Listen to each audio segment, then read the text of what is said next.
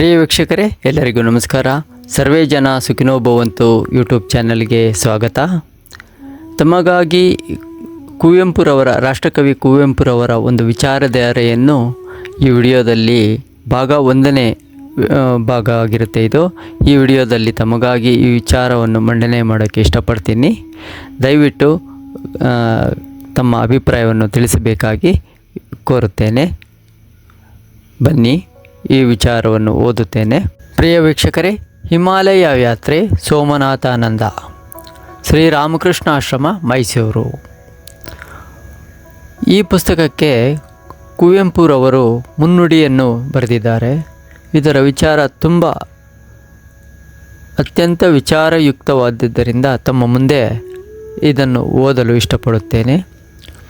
ರೂಪಂ ರೂಪ ವಿವರ್ಜಿತಸ್ಯ ಭವತೋ ಧ್ಯಾನೇನ ಯತಲ್ಪಿತಂ ಸ್ತುತ್ಯ ನಿರ್ವಚನೀಯತಾ ಕಿಲೋ ಗುರು ದೂರೀಕೃತಂ ಯನ್ಮಯ ವ್ಯಾಪಿತ್ವಂ ಚ ನಿರಾಕೃತಂ ಭಗವತೋ ಯತ್ತೀರ್ಥಯಾತ್ರಾದಿನ ಕ್ಷಂತವ್ಯಂ ಜಗದೀಶ ತದ್ವಿಕಲತಾ ದೋಷತ್ರಯಂ ಮತ್ಕೃತಂ.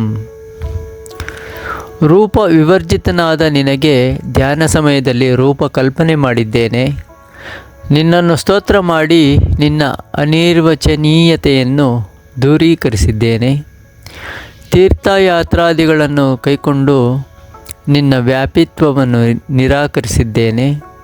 ಹೇ ಜಗದೀಶ, ಬುದ್ಧಿ ವಿಕಲತೆಯಿಂದ ನಾನು ಮಾಡಿರುವ ಈ 3 ಅಪರಾಧಗಳು ಕ್ಷಮಾರ್ಹ ಸ್ವಾಮಿ. ಭಗವಂತನಲ್ಲಿ ಕ್ಷಮೆಯಾಚನೆ ಮಾಡುವ ಭಕ್ತಿ ಸ್ವಾರಸ್ಯವನ್ನು ಅನುಭವಿಸುವುದಕ್ಕಾಗಿಯೇ ಎಂಬಂತೆ ತೋರುತ್ತದೆ. ಮತ್ತಾವ ಅಪರಾಧಗಳನ್ನು ಮಾಡಲಾರದೆ ಅಪರಾಧ ದರಿದ್ರರಾಗಿದ್ದ ಅದ್ವೈತ ಜ್ಞಾನಿಯಾದ ಆಚಾರ್ಯರು ಮೇಲೆ ಹೇಳಿದ 3 ಮಹಾ ಅಪರಾಧಗಳನ್ನು ತಮ್ಮ ಕರ್ಮ ಭಂಡಾರದಿಂದ ಸಂಶೋಧಿಸಿ ತೆಗೆದು ಪಾಪಾನುಭವದ ಮತ್ತು ಪ್ರಾರ್ಥನಾ ಪುಣ್ಯಾನುಭವದ 2 ಮಾಯಾ ಭೋಗಗಳನ್ನು ಒಟ್ಟಿಗೆ ಅನುಭವಿಸುವ ಯೋಗ ಕೌಶಲ್ಯವನ್ನು ಪ್ರದರ್ಶಿಸಿದ್ದಾರೆ. ಪ್ರಿಯ ವೀಕ್ಷಕರೇ, ಅಪರಾಧ ದರಿದ್ರರಾಗಿದ್ದ ಅದ್ವೈತ ಜ್ಞಾನಿಯಾದ ಆಚಾರ್ಯರು ಇಲ್ಲಿ ಮತ್ತೆ ತಮಗೆ ಪಾಪಾನುಭವದ ಮತ್ತು ಪ್ರಾರ್ಥನಾ ಪುಣ್ಯಾನುಭವದ 2 ಮಾಯಾ ಭೋಗಗಳನ್ನು ಒಟ್ಟಿಗೆ ಅನುಭವಿಸುವ ಕೌಶಲ್ಯವನ್ನು ಪ್ರದರ್ಶಿಸಿದ್ದಾರೆ. ಅನೇಕ ಶತಮಾನಗಳ ಹಿಂದೆಯೇ ಭಗವಂತನ ಪಾದಾರವಿಂದಗಳೆಡೆಗೆ ಯಾತ್ರೆ ಹೊರಟಿರುವ ಈ ರೂಪ ಸ್ತೋತ್ರ ಯಾತ್ರಾ ವಿರೋಧಿಯಾದ ಆಚಾರ್ಯರ ಪ್ರಾರ್ಥನಾ ಸ್ತುತಿ ಇನ್ನೂ ತನ್ನ ನೆಲೆಗೆ ತಲುಪಿಲ್ಲವೆಂದೇ ತೋರುತ್ತದೆ.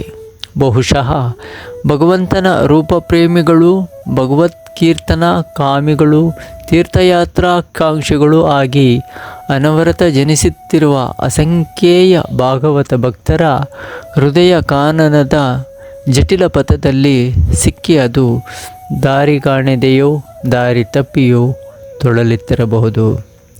ಆದ್ದರಿಂದ ಈ ಪ್ರಾರ್ಥನೆ ಹೊಮ್ಮಿ ಶತಮಾನಗಳಾದರೂ ಅಂದಿನಂತೆಯೇ ಇಂದು ಪುಣ್ಯಕ್ಷೇತ್ರಗಳಿಗೆ ಹೋಗುವ ಹೆದ್ದಾರಿಗಳು, ಕಿರಿದಾರಿಗಳು, ಕಾಲುದಾರಿಗಳು, ಬೆಟ್ಟ ಕಿಬ್ಬಿಯ ಇಕ್ಕಟ್ಟಿನ ದಾರಿಗಳು ದಣಿದ ಯಾತ್ರಿಕರಿಂದ ಕಿಕ್ಕಿರಿದು ಅವರ ದೇಹಭಾರದಿಂದಲೂ ಕರ್ಮಭಾರದಿಂದಲೂ ಕುಸಿದು ಕಲುಷಿತವಾದರೂ ಪಾದಧೂಳಿಯಿಂದ ಪವಿತ್ರವಾಗುತ್ತಲೇ ಇವೆ. ಅನೇಕರು ಆಚಾರ್ಯರ ಈ ಕ್ಷಮೆಯಾಚನೆಯ ಸುಂದರ ಸ್ತೋತ್ರವನ್ನೇ ಹಾಡಿಕೊಳ್ಳುತ್ತಲೇ ಯಾತ್ರೆಯಲ್ಲಿ ದಾರಿ ಸಾಗುವುದಕ್ಕೆ ಬೇಕಾದ ಶಕ್ತಿ, ಉತ್ಸಾಹ, ಆಹ್ಲಾದಗಳನ್ನು ಪಡೆದುಕೊಳ್ಳುತ್ತಿದ್ದರೂ ಪಡಬೇಕಾಗಿಲ್ಲ. ಆತ್ಮೀಯರೇ, ಮುಂದಿನ ಸಂಚಿಕೆಯಲ್ಲಿ ನಾನು ಮುಂದಿನ ಪೇಜ್ ಓದ್ತೇನೆ.